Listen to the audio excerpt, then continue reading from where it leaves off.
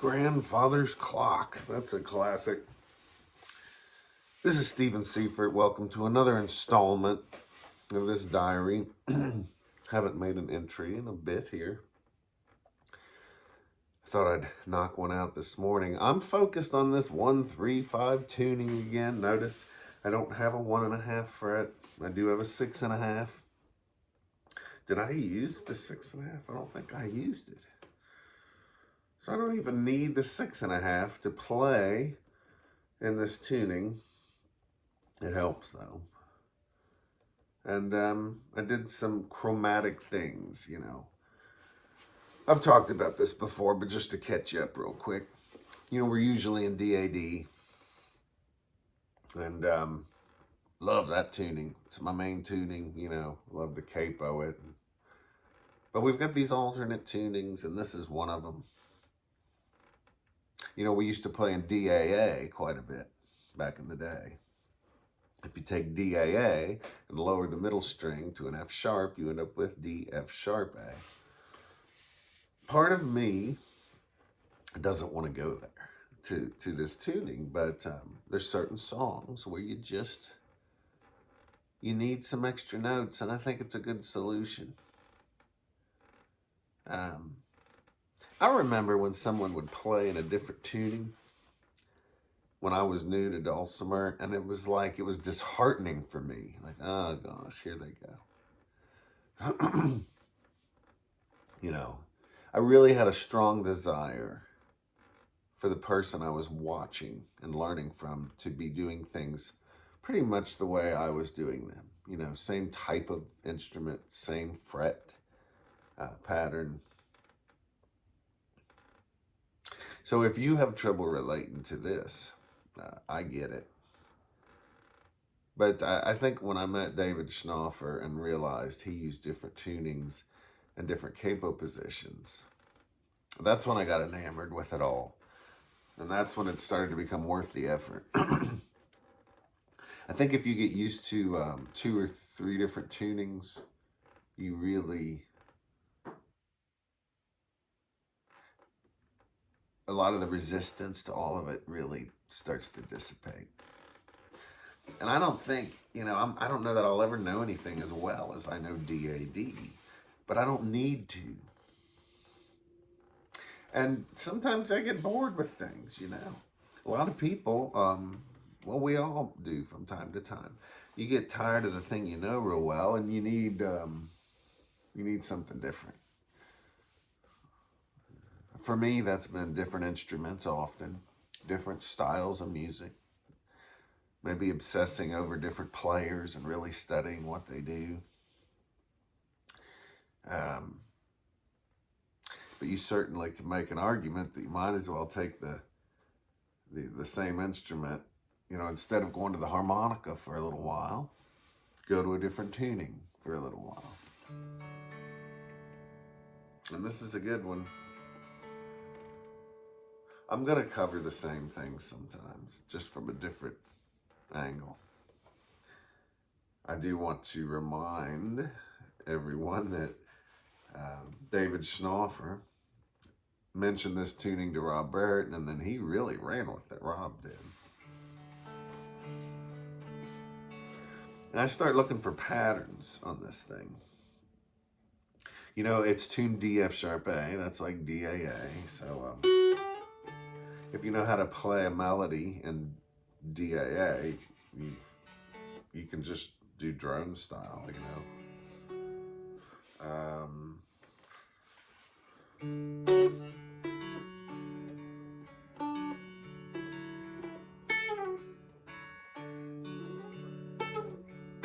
Go tell Aunt Rhodey.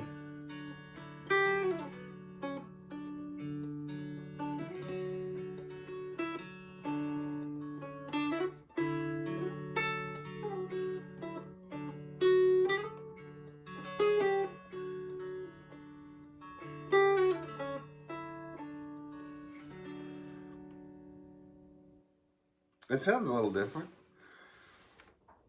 than what we're used to. There's guitar tunings that do this. And in particular, I'm thinking of the drop D tuning that then turns into the D tuning, which I think is D-A-D, F sharp A-D from low to high.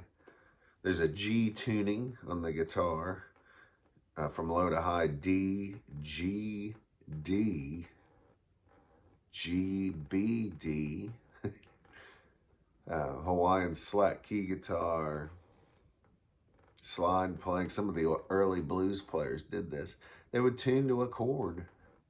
So it's not like you're out there, you know, in uncharted territory. But looking for patterns, you know, once you can just do the regular stuff, looking for, you know, once you can do regular melodies on the melody string, what can you do with this middle string in particular to do something different? So some patterns I notice is whenever you go from the melody string to the middle string, and the fret spacing is a wide space,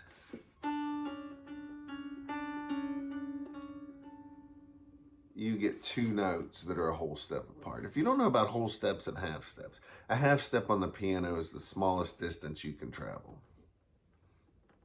When you go from one key to the very next key, that's a half step. If you do that twice, that's a whole step. And you want to be able to see whole step and half steps on the frets here.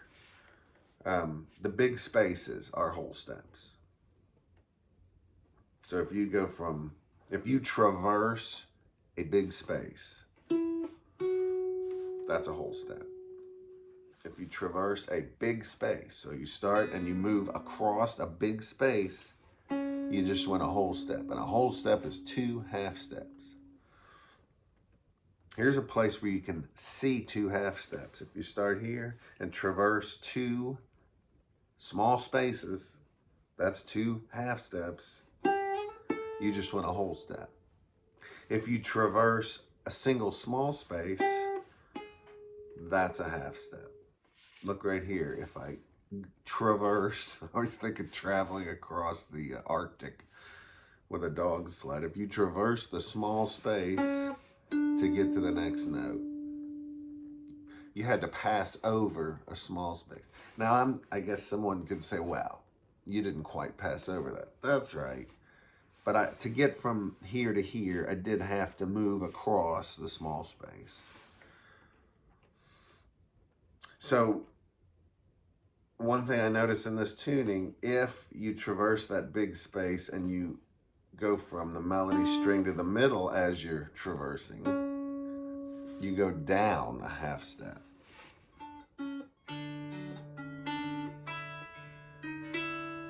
And sometimes that gives you a chromatic outside the key note. So I'm looking for these everywhere. You know, I notice unison notes are always three half steps away from the melody string to the middle. So one on the melody to three on the middle. Unison notes, two on the melody to four on the middle. 4 to 6 on the middle, yeah. 5 to 7, 6.5 to 8. Those are the unisons from the melody string. So that's a good thing to know. So I'm always looking for these things. If you hold down a chord, and the middle string can traverse this way, a small space, you just went from a major chord to a minor. So anywhere I fret on a small space, I can get that same effect. So that's a good trick, and I used it in this song. I went,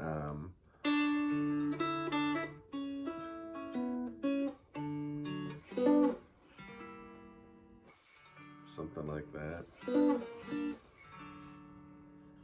And that's a move I really love. To go, you go on a D chord, G chord, G minor. Boy, that's schmaltzy, and then back to D. Pretty cool. So I spend time with this puzzle getting used to, not necessarily a song, but what are the available tricks here, you know? One trick that's cool about this tuning is you can hold down a bar chord, I call it, because I'm holding them all down with the ring, but you could use 3 fingers. And you can kind of play a scale around this. One of my favorite places to do this is the 5th fret. Listen to that. That's cool. That's what if I do it here at 3? That's interesting.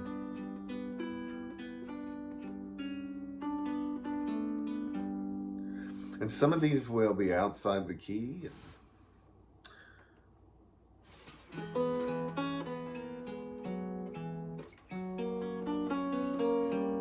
Ooh, that's nice.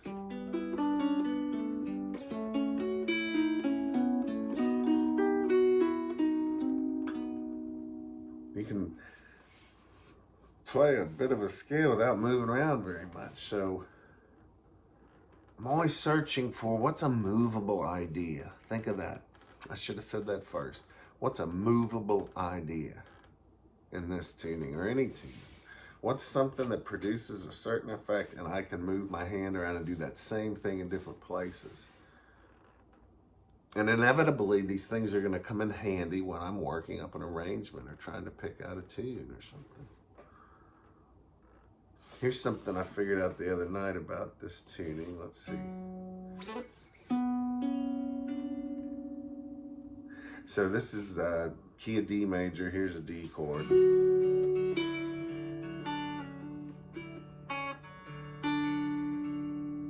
D major. Here comes a B minor.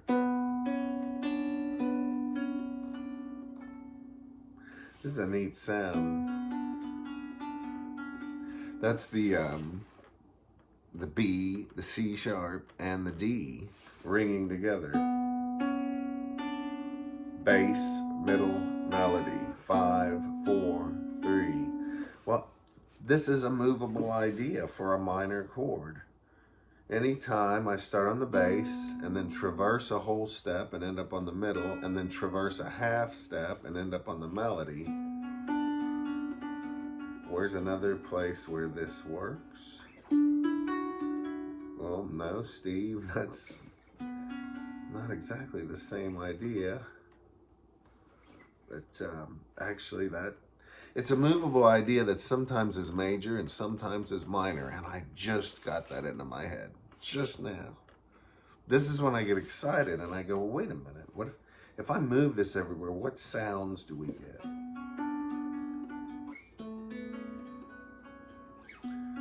That's cool. I have a feeling if I go to the left, it'll be weird. Yes, weird.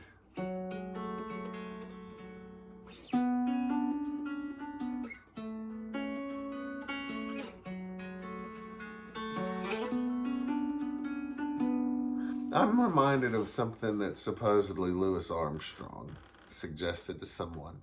When you're making up something and you find something neat, do that neat thing a second time.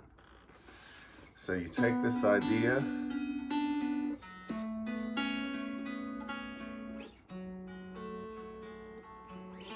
as soon as something in you goes, that was cool, just do it again. But his advice was to do it again, but not the same way.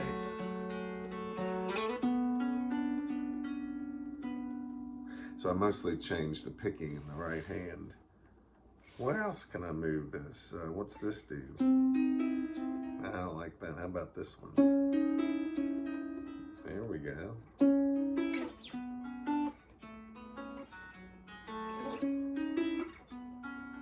What about here?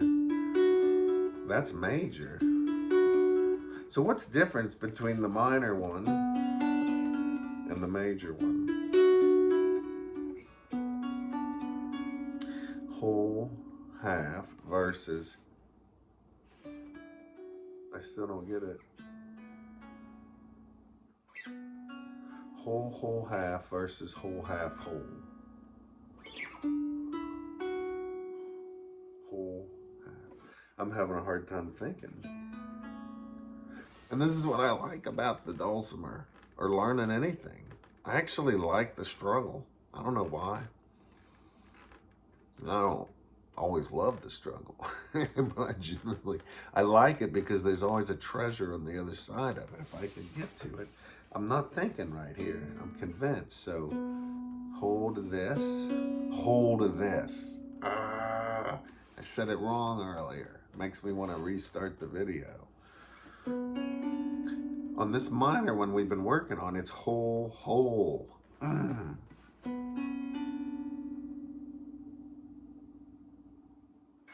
And then whole half is the major sounding one. If I do whole, whole, it's minor.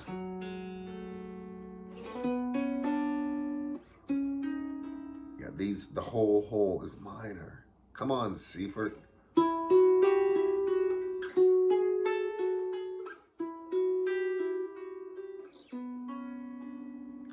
Cool. See this process? Man, I love to redo something where I was wrong so that I can hide when I was wrong. I love that. Don't you love doing that? But then it gives everyone this false idea, right? They don't see when you screw up. They just see when you get it right. That's something we probably, in this day where computers can emulate art, maybe it's good to show when you get it wrong. So this is cool. B minor, E minor, F sharp minor, B minor. That takes care of the 3 minor chords in D major. So what's the major chord version? Well, the major chord is when you move whole from the bass to the middle and then half from the middle to the melody. So where do we have some of those? Right here. 7, 6, 5. So if I put the root of the chord on the bass, I can find all of these. The only way this would work here, though, is if I had a 1.5 fret. Doesn't work there. Does work here, though. So I've got the 1 chord and the 5 chord, the D major and the A major. Now this is the point where I know, I can tell because I watch the statistics on these videos. This is where I lose people, or I already have lost them about 5 minutes ago. And that's why I do these. I like to do videos where I'm being totally real about the process. Like, I'll tell you why I need it. It helps me realize things. When I make these videos, I get, I get something down. Yesterday I was trying to learn something on the piano and I was having trouble with it. So I forced myself to do a video of it.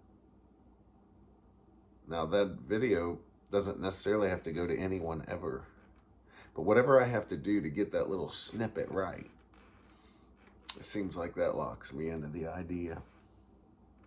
Can you feel me getting obsessed with this little thing here,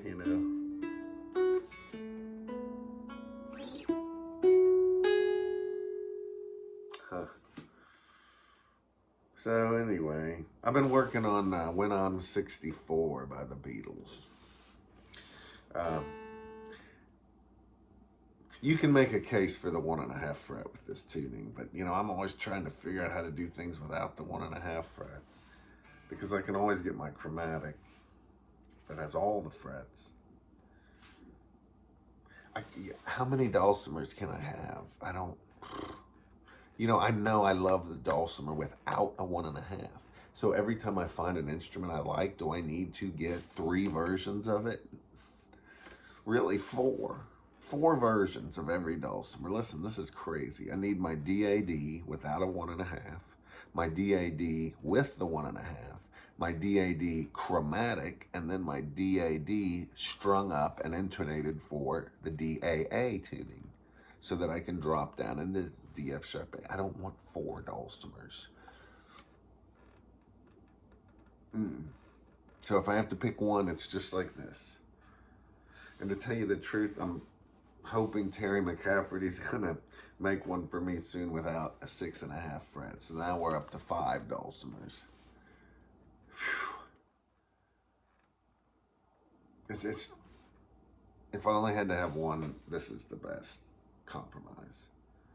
If I get 2 dulcimers, the second one's chromatic. If I get 3 dulcimers, the third one is set up for DAA. Maybe with no 6.5 fret. But at that point, we're already to 3. I gotta keep it to 1 a lot of the time because you're flying on an airplane. You're putting it in the overhead.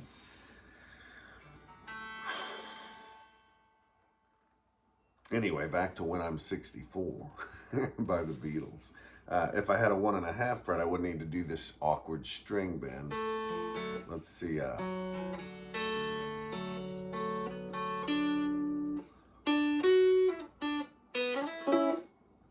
That's how it starts. Well, listen to this bend. A little out of tune. That's better.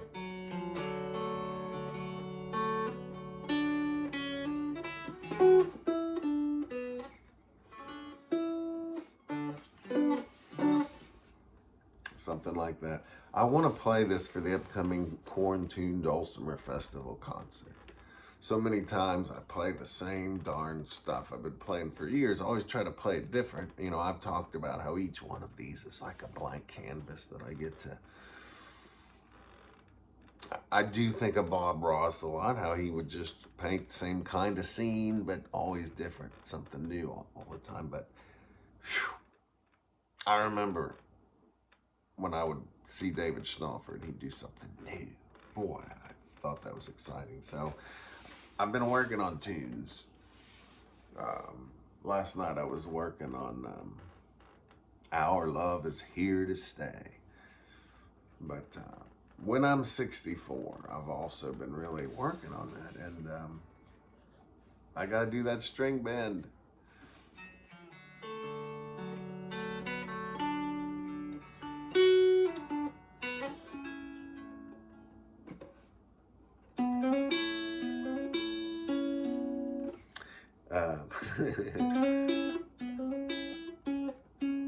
Yeah, here we go.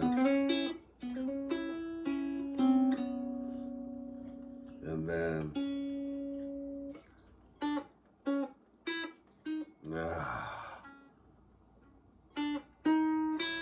there it is.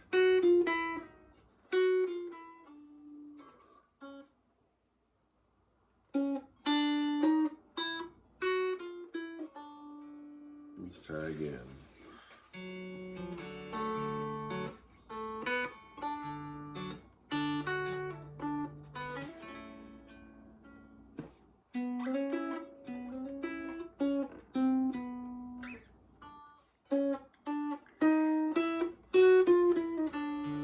But I gotta hammer out the kinks.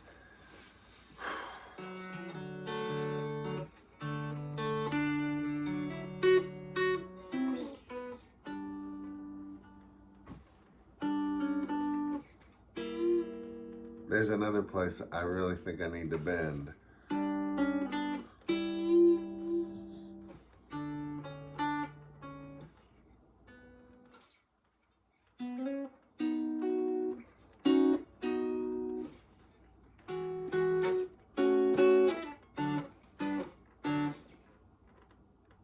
So I'm working all that out. The next part's kind of tricky.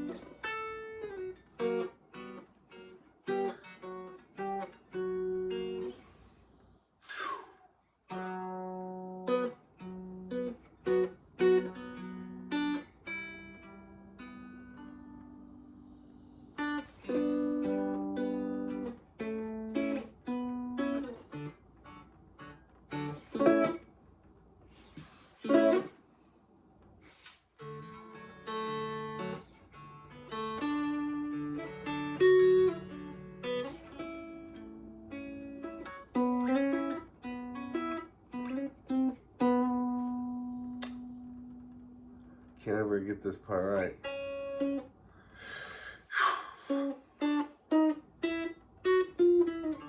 There it is. So you can see I gotta get this down.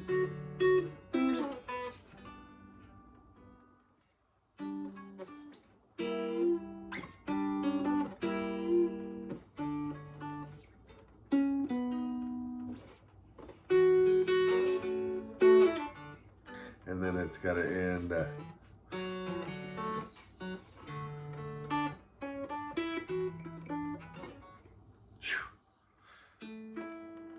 Yeah, anyway, I've been working on it. We'll see if I can get it. You should come to the show. There's going to be a lot of Dulcimer people there. virtualdulcimerfest.com. And one last thing before I go, because I might as well just say that I did a timeline last night of my whole life on a spreadsheet. I wanted to see when I was born. So I made a column with the years, and I made a column with my age, and I made a column with the school grade, because I'm starting to forget things. I'm starting to kind of lose touch of my life. What happened when? You know, when did I meet Heather? When did I graduate college? All that kind of stuff. So, but I looked at this chunk of time, and I imagined, all right, let's say I can get to 81 years old. What do I have from here to there, you know? 30 years. And that's being generous, right? So, I chose to be a musician. That's already not a good idea, right, in your life. But then I went further, and I decided to be a Dulcimer person. I don't know how much I decided it. Sometimes I did decide it. Other times I felt shipwrecked on it. You know, what happens between here and 81?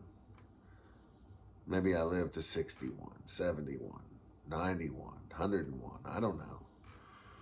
But how do I want to use my time? I remember Sting of the band, The Police, you know, Sting. He said something, I saw this, I've talked about this before, but I saw it in an airline magazine. Maybe it was Delta. He was talking about when he was young, he could just play music when he wanted to, and he wanted to all the time.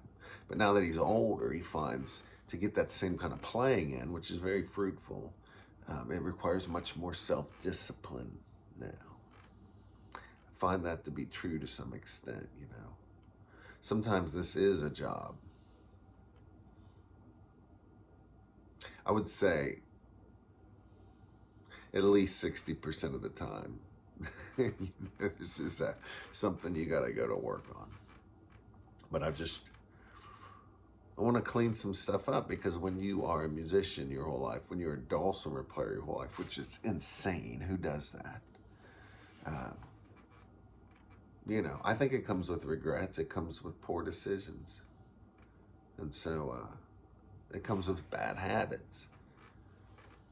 So I just want to tighten things up, you know.